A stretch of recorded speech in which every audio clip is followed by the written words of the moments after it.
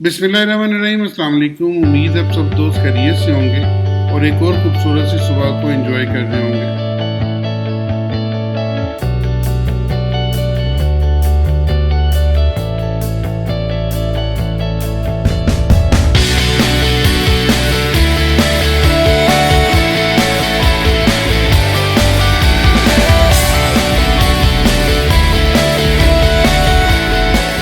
आज हम देखेंगे कि ये हफ्ता जो कि 4 मार्च से स्टार्ट होकर और 11 मार्च तक चल रहा है, ये किस तरह से मार्केट के लिए बेनिफिशियल हो सकता है और हमने मार्केट में अपनी कौन सी ट्रेड लेके चलनी है। मंडे का दिन पुरस्कून है, मंडे के दिन में कोई खास न्यूज़ नहीं है, इसलिए मंडे के दिन में आपकी नॉर्मल ट्रेड चल सकती है। ट्यूसडे वाला दिन भी आपका पुरस्कून है, ISM सर्विस PM आई है 8 PM के ऊपर, तो ये जो सी मार्केट के ऊपर असरअंदाज हो सकती है क्योंकि 52.9 इससे अगर ये नीचे आ जाती है तो डॉलर इंडेक्स को मार पड़ेगी, आपका गोल्ड ऊपर चला जाएगा। क्योंकि अभी तक तो ये रूटीन है कि डेटा जो से वो नेगेटिव आ रहे हैं, तो आप भी इसको देखेंगे कि ये डेटा इस हफ्ते में, इस नए मंथ में पॉजिटिव होंगे या अभी भी वो भी नेगेटिव साइड पे जाएंगे। वेडनेसडे का दिन बहुत इंपॉर्टेंट है मार्केट के लिए, इंतहाई इंपॉर्टेंट है, क्योंकि इस दिन पे बड़ी बड़ी न्यूज़ हैं जिसमें एक तो नॉन फार्म एम्प्लॉयमेंट है, लेकिन वो ADP है। इसका मैंने आपको पहले भी बताया हुआ ADP और नॉन फार्म में क्या फ़र्क होता है। इसमें जो गवर्नमेंट के अदारे वो शामिल नहीं होते, लेकिन बाकियों में गवर्नमेंट के अदारे भी शामिल होते हैं। तो ADP non farm employment change है, तो बड़ा हफ्ता है, NFP का हफ्ता है, तो NFP की 2 न्यूज़ आती हैं, एक वेडनेसडे को, एक फ्राइडे को, इसलिए NFP पे ज़रा ध्यान रखिएगा कि बड़ी न्यूज़ है, ये मार्केट का आगे पाथ सेट करेगी ADP नॉन एम्प्लॉयमेंट क्लेम्स। इसके बाद देखें तो 8 बजे एक और बड़ी न्यूज़ है जिसमें फेड चेयर पॉल की टेस्टिफाइज है। ये टेस्टिफाइज भी 2 हिस्सों में आता है, ये आमतौर पे 3 मंथ के बाद आता है, 3 मंथ के बाद आता है, तो क्वार्टरली होता है। और ये जो सी फेड चेयर पॉल की टेस्टिफाइज है, ये मार्केट पे बहुत बड़ा इम्पैक्ट डालने वाली है, इसलिए इसके ऊपर आपको बहुत मोहतात रहना है। 8 PM के ऊपर वेडनेसडे को जॉब ओपनिंग है, ये फिर इसके साथ नॉर्मलाइज हो जाएगी क्योंकि ADP NFP आ चुकी होगी, तो ये इसको नॉर्मलाइज कर देगी। इसलिए वेडनेसडे का दिन बड़ा इंपॉर्टेंट होने वाला है, वेडनेसडे को बड़ा मोहतात रहिएगा। उसके बाद अगर थर्सडे को देखें तो थर्सडे को आपकी सेकंड न्यूज़ है अनएम्प्लॉयमेंट क्लेम। ये अनएम्प्लॉयमेंट क्लेम जो सा हर हफ्ते आता है, ताकि इसमें जो भी कमी बेशी होती है वो निकलती जाती है। 212K जो सा वो एक्सपेक्टेड है, लेकिन उम्मीद है ये 212K से नीचे आएगी। अगर 212K से ये नीचे आती है तो मार्केट के गोल्ड अपसाइड पे चला जाएगा। उसके बाद 8 PM पे सेकंड सेशन होगा ये फेड चेयर पॉल का। एक दिन में रखिएगा, टेस्टिफाइज में 2 चीज़ होती है। फर्स्ट जो उनसे स्पीक होती है उसमें वो अपनी स्टेटमेंट देता है, और जो कि रिटर्न स्टेटमेंट होती है वो ऑन एयर हो जाती है, और उसके बाद इस दिन थर्सडे वाले दिन इस पर क्वेश्चन आंसर्स होते हैं। तो ये दोनों दिन बड़े इंपॉर्टेंट हैं, दोनों दिन बड़ा मोहतात होकर चलना पड़ेगा। और उसके बाद नीचे एक बहुत बड़ी न्यूज़ है और वो है NFP मार्केट का पाथ सेट करेगी इस दफ़ा में, तो NFP पे बहुत मोहतात रहना। 190K एक्सपेक्टेड है, लेकिन उम्मीद है ये 190K से ऊपर आएगा। अगर ये 190K से ऊपर आएगा तो मार्केट आपकी दमड़दूस हो जाएगी और निचली तरफ आ जाएगी। और इसके बाद अनएम्प्लॉयमेंट रेट है, और ये दोनों न्यूज़ मार्केट पर अच्छा असरअंदाज होंगी। तो ये हफ्ता NFP का हफ्ता है। NFP के हफ्ते में बहुत बड़ा आपको प्राइस एक्शन देखने को मिलेगा, तो इस प्राइस एक्शन को अचीव करने के लिए आइए हमारे साथ चलिए, हमारे कदम ब कदम हमारे साथ चलें। अब चलते हैं और पहले देखते हैं DXY को, उसके बाद गोल्ड को देखेंगे। चलते हैं और मार्केट में अपने सबसे पहले DXY को एक नज़र देखते हैं। DXY के डेली चार्ट के ऊपर हूँ, और डेली चार्ट के ऊपर चूँकि बहुत मैं पीछे नहीं गया, क्योंकि वीकली के ऊपर इसका थोड़ा सा सिनारियो डिफरेंट है, लेकिन डेली पे डिफरेंट है।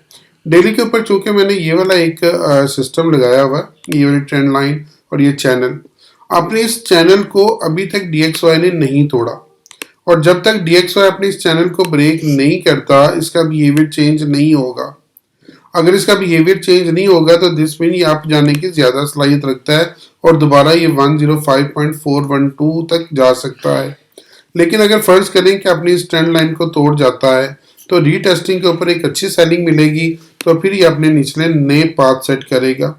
लेकिन जब तक ये अपने इस चैनल्स को नहीं तोड़ता, हमने इसमें माइनस साइड पे रहना है, और जितनी भी अपनी ट्रेड है वो माइनस साइड की ही ढूंढनी है। तो DXY को हम इस तरह देखेंगे कि DXY अभी अपने सपोर्टिंग एरिया पे है, तो DXY को हम बाय साइड पे ही देखेंगे। अगर DXY बाय होता है तो इसके साथ जितने भी बाकी मुंसलिक करेंसीज हैं वो डाउन साइड पे चली जाएंगी।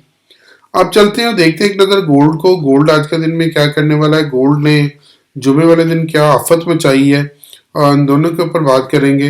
लेकिन सबसे पहले गोल्ड को देखेंगे मंथली चार्ट के ऊपर। तो मंथली चार्ट के ऊपर गोल्ड जोन सा अभी अप साइड का ही ट्रेंड बनाए हुए है, ये देखें अप साइड का ट्रेंड है।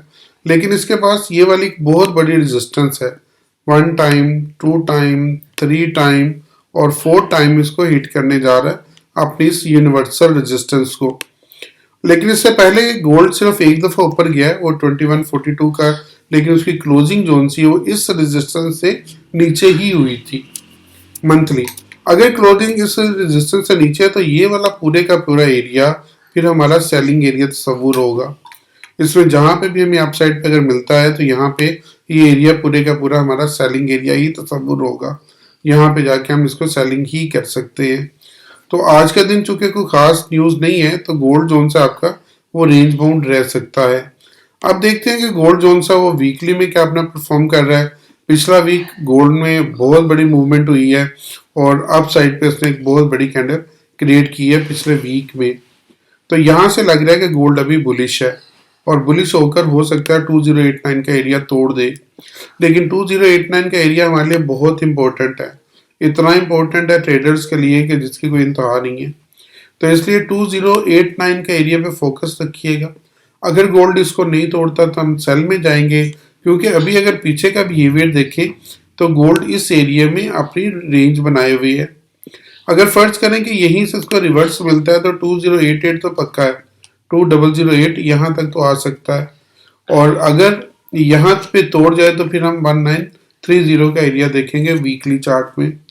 तो वीक में अभी तक जब तक ये वाला एरिया नहीं टूटता 2089 का, तब तक हम माइनस में रहेंगे और इसको हम नेगेटिव ही देखेंगे, क्योंकि ये रेंज जब तक नहीं टूटती वीकली तब तक हम इसको माइनस देखेंगे और फिर अप साइड पे हम इसको देखने की कोशिश अभी नहीं करेंगे। NFP है इस हफ्ते में और इसलिए बहुत बेहतरीन ट्रेड हमें इसमें मिल सकती है। अगर फर्ज करें कि अपना ये एरिया तोड़ जाता है, क्योंकि मुजायका नहीं है, ये अपना एरिया तोड़ जाए तो रीटेस्ट के ऊपर इसको बाय करेंगे तो फिर अपसाइड पे हमें 2146 तक लेके जा सकता है। लेकिन फिर भी मेरी रिकमेंडेशन होगी जब तक ये वाला एरिया इसका ब्रेक नहीं होता तब तक हम इसमें सेल की ट्रेड ही ढूंढें और सेल में ही जाएंगे।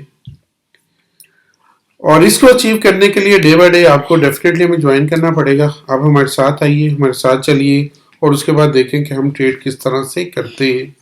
इसके बाद चलते हैं और अगला हम यूएस ऑयल को देखते हैं एक नज़र में कि यूएस ऑयल किस तरह से मूव कर रहा है इस वीक में और हमने यूएस ऑयल में क्या ट्रेड लेनी है।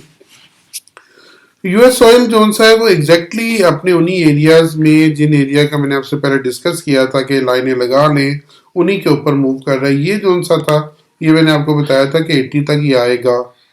आपको याद होगा मेरी पिछली वीडियोस मैंने आपको इसका 80 का टारगेट दिया था कि 80 तक ये लाजमी आएगा। अब ये 80 के ऊपर अगर ये रुक जाए तो उसके बाद ये निचली साइड पर 78.20 और उसके बाद 76.17।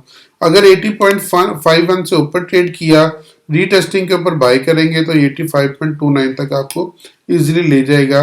लेकिन अभी इसमें थोड़ी सी सेलिंग ही बनती है, इसको हम अभी सेल में ही देखेंगे क्योंकि इसने ये वाला एरिया भी ब्रेक किया है रिसेंटली तो 80 तक आया है। तो 80 से अभी ये 85.29 तक जाने की सलाहियत रखता है, इसलिए इसमें बहुत देखभाल के ट्रेड कीजिएगा क्योंकि एग्जैक्टली अपनी ट्रेंड लाइन अपनी रेजिस्टेंस के ऊपर है ये। तो ये इसकी रेजिस्टेंस बड़ी पुरानी है, ये देखें यहाँ पे ऑनर हुई हुई है और उसके बाद यहाँ पे ऑनर हुई हुई है, फिर यहाँ पे ऑनर हुई हुई है। तो इसलिए इस रेजिस्टेंस को बड़ा मोहतात होके देखने की ज़रूरत है, क्या यहाँ से ऊपर जाएगा कि निचली साइड पे जाएगा।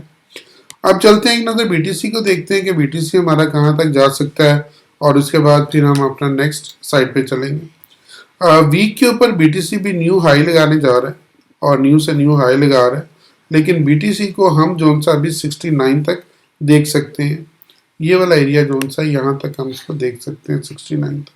तो 69 पे अगर स्पाइक मारता है तो यहाँ पे सेलिंग बनेगी 69 पे। अभी इसमें सेलिंग हो सकता है ना आए, क्योंकि अभी ये बुलिश ट्रेंड में है और पीछे इसने बहुत बड़ी बुलिश कैंडल वीक में दी है, तो अभी इसको कंटिन्यू कर सकता है और कंटिन्यू करके 69 पे जा सकता है और 69 पे ये अच्छी सेलिंग मिलेगी और ये दोबारा 52 तक लाजमी आएगा।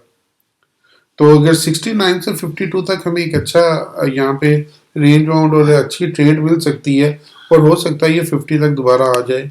तो 52 और 50 के पास मैं बाय करूंगा जब ये आएगा, लेकिन अभी इसको 69 तक हम देख सकते हैं और 69 पे हम अच्छी सेलिंग लेंगे डाउन साइड की। जीबीपी यूएसडी को एक नज़र देखते हैं और जीबीपी यूएसडी में अगर देखें तो पिछला हफ्ता थोड़ा सा बुलिश क्लोज हुआ है। अगर ये बुलिश क्लोज हुआ है तो हो सकता है कि 1.27 तक ये दोबारा चला जाए और वहां से इसको ये वापसी का साइन मिले और ये 1.25047 तक आ सकता है। लेकिन इसका पूरे का पूरा दारोमदार हमारा किसके साथ होगा? डीएक्सवाई के साथ। तो डीएक्सवाई पे खास नजर रखनी पड़ेगी। अगर डीएक्सवाई ऊपर जाता है तो ये हमें डाउन साइड पे ही देखने को चाहे मिलेगा। अगर डीएक्सवाई डाउन आता है तो फिर ये अब जा सकता है, वरना ये अभी तक अपसाइड जाने की ज्यादा सलाहियत रखता है। तो जीबीपी यूएसडी को जब तक ये वाला एरिया नहीं क्लोज करता, इस एरिया से ऊपर ट्रेड नहीं होता, तब तक हम बियरिश ही देखेंगे। अपना बहुत ख्याल रखिएगा, दुआओं में जरूर याद रखिएगा। मैं आपके लिए बहुत दुआ गो हूँ। अल्लाह ताला आपको बेहतरीन ट्रेड का मौका दे। आमीन।